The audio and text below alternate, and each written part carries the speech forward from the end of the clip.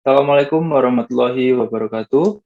Video ini merupakan tugas akhir atau tugas dari ujian akhir semester 1 dari mata kuliah Kepemimpinan dan Keterampilan Komunikasi. Dan di sini saya akan membawakan beberapa materi yang telah ditentukan oleh dosen pengampu, yaitu Bapak Manda Rahmat Hussein Lubis, SEMM.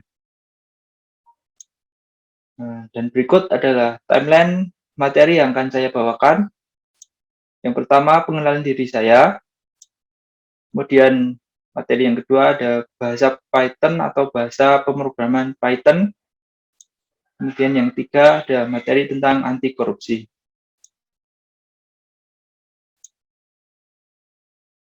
Masuk ke materi yang pertama, yaitu materi perkenalan diri.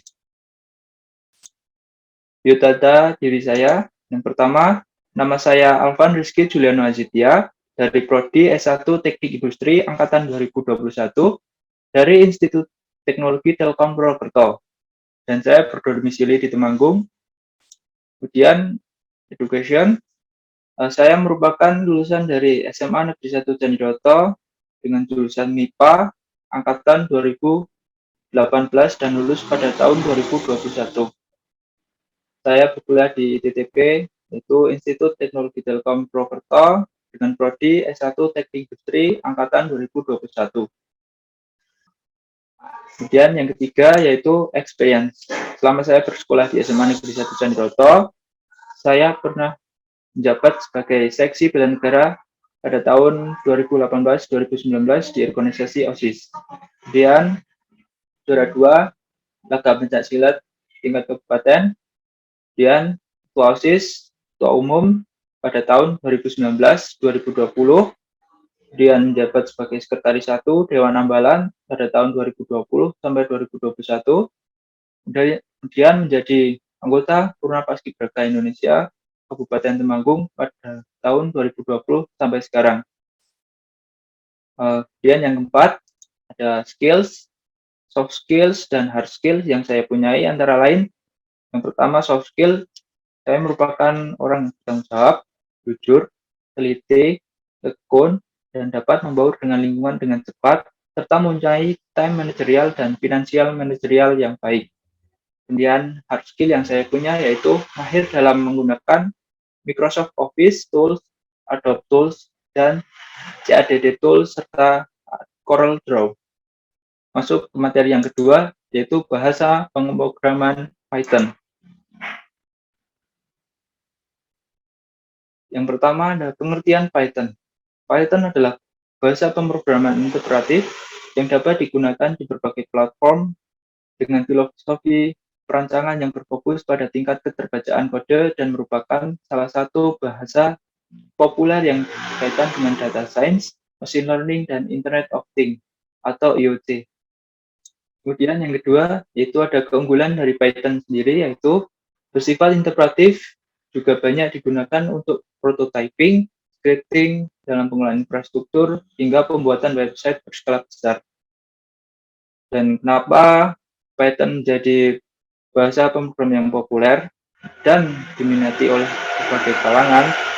Karena Python merupakan bahasa pemrograman yang sangat mudah dimengerti oleh berbagai kalangan, meskipun tidak ada background IT. Dan kemudian saya akan memberikan contoh beberapa bahasa pemrograman seperti C++, Java, serta Python sendiri.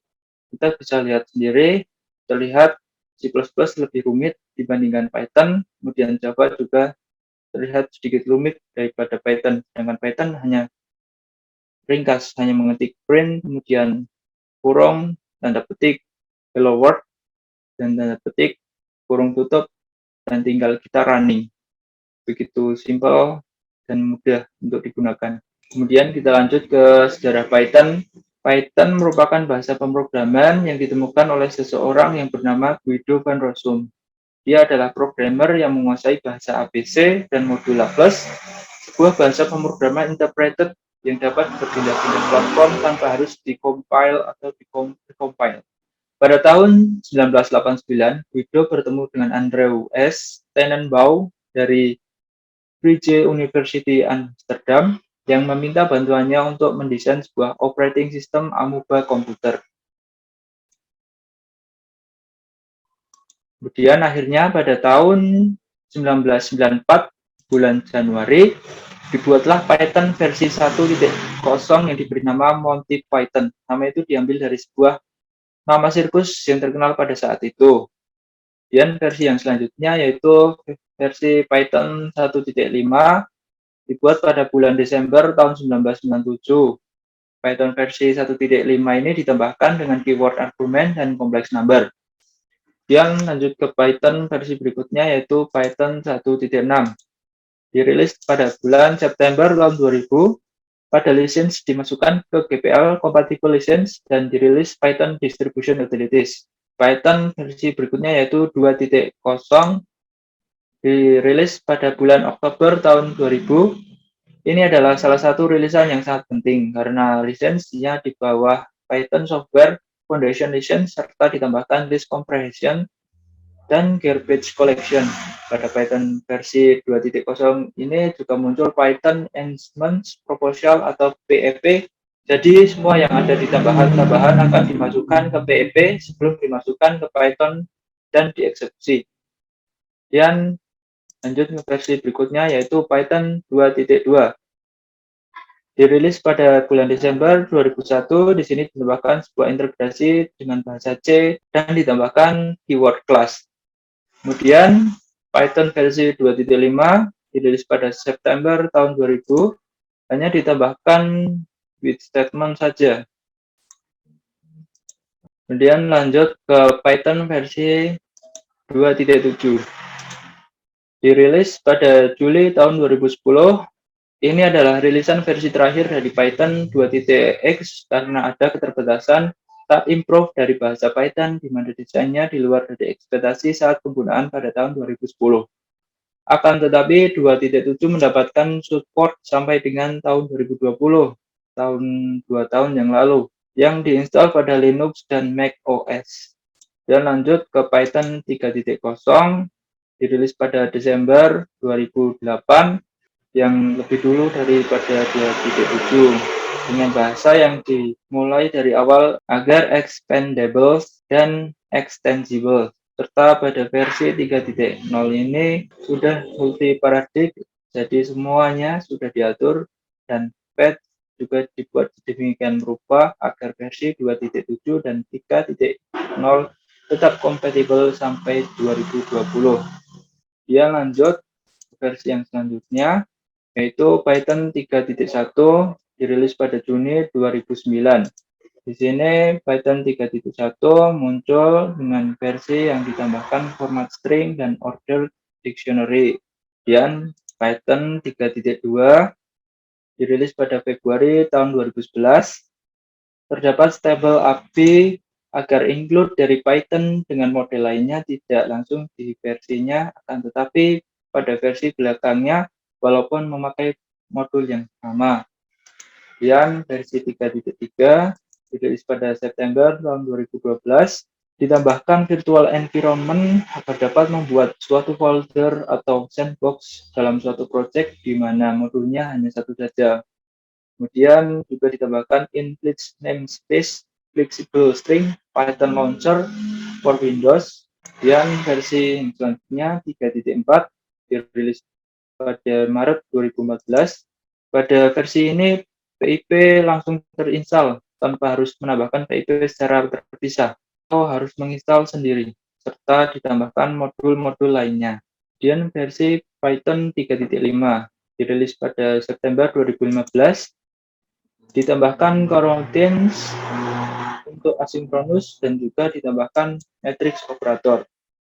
Kemudian versi berikutnya yaitu 3.6 dirilis pada Desember tahun 2016, ditambahkan format string literal, underscore in numeric literal, variable annotation, asynchronous generator, and comprehension.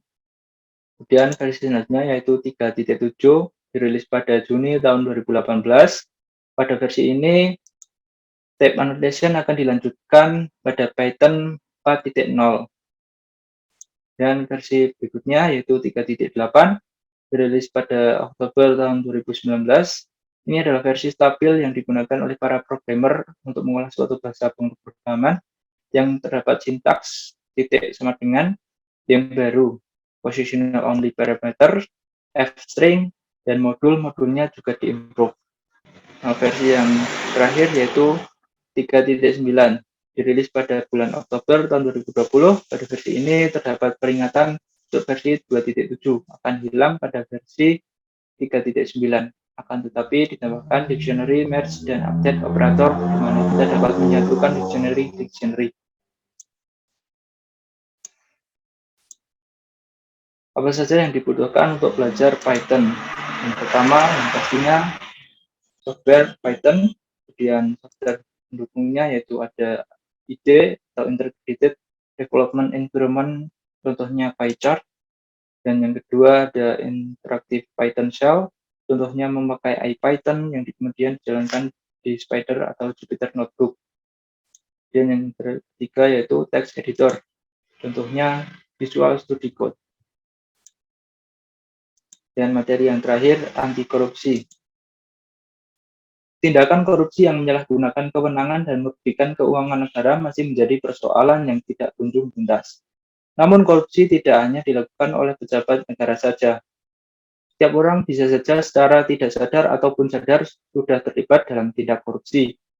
Memberi hadiah untuk penyuapan dan menerima gratifikasi menjadi praktik korupsi yang sering ditemukan dalam kehidupan sehari-hari. Contohnya, belum lama ini dilansir dari seragenupdate.com, seorang perempuan berusia 24 tahun yang bernama Nur Afifah Balkis terjerat dalam kasus korupsi bersama dengan Bupati Penajam Pasir Utara dan beberapa orang lainnya. Nur Afifah Balkis menjabat sebagai Bendahara Umum DPC Partai Demokrat Balikpapan. Terdapat sejumlah uang senilai 440 juta di dalam rekening atas nama Nur Afifah Balkis. Temuan ini dari hasil OTT KPK pada hari Rabu, tanggal 12 Januari 2022. Dan Nur Afifah Balkis menjadi koruptor perempuan dengan usia termuda yaitu dengan usia 24 tahun. Penyebab terjadinya korupsi. Nah, yang pertama, hukuman yang terlalu ringan terhadap koruptor. Dan yang kedua, pengawasan yang kurang efektif. Yang ketiga, pejabat yang serakah. Yang keempat, sistem penyelenggaraan negara yang keliru. Kemudian penegakan hukum yang tidak berjalan. Dan budaya masyarakat yang mengakar. Dan tidak ada keteladanan pemimpin. Dan cara mencegah dan memberantas tindakan korupsi. Dengan adanya tindakan korupsi tersebut, maka dibutuhkan cara untuk mencegah dan memberantas korupsi atau sebuah tindakan anti korupsi, yaitu dengan sebuah tindakan untuk mengendalikan dan mengurangi korupsi atau sebuah upaya untuk mendorong generasi mendatang untuk mengembangkan sikap menolak secara tegas terhadap setiap bentuk korupsi. Mengutip dari Indozone.com, Wakil Ketua Komisi Pemberantasan Korupsi atau KPK, Lili Pintauli Siregar menyampaikan bahwa ada 9 nilai cara mencegah anti korupsi yang terjadi pada saat ini. Yaitu yang pertama ada jujur, yang kedua peduli, yang ketiga disiplin, kemudian mandiri, tanggung jawab, kerja keras, sederhana, berani, dan adil pada kehidupan sehari-hari. Dan cara memberantas korupsi sendiri, yang pertama memberikan hukuman yang berat pada koruptor, misalkan hukuman mati.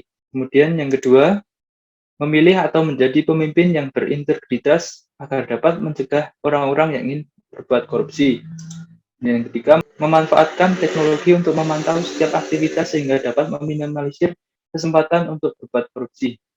Yang keempat, membangun pendidikan moral sejak kecil agar seseorang dapat memiliki sikap yang adil, berintegritas, dan bermartabat sehingga mereka sadar bahwa korupsi akan merugikan orang lain. Dan yang kelima, tanamkan nilai religi secara intensif karena agama merupakan landasan yang paling utama dan orang yang beriman tidak akan terjebak dalam tindakan korupsi. Dan yang terakhir yaitu supremasi hukum yang kuat, yaitu dengan memberlakukan hukuman secara adil tanpa pilih kasih sehingga tidak ada lagi masyarakat yang kebal akan hukum yang dapat melancarkan aksi-aksi mereka untuk berbuat korupsi.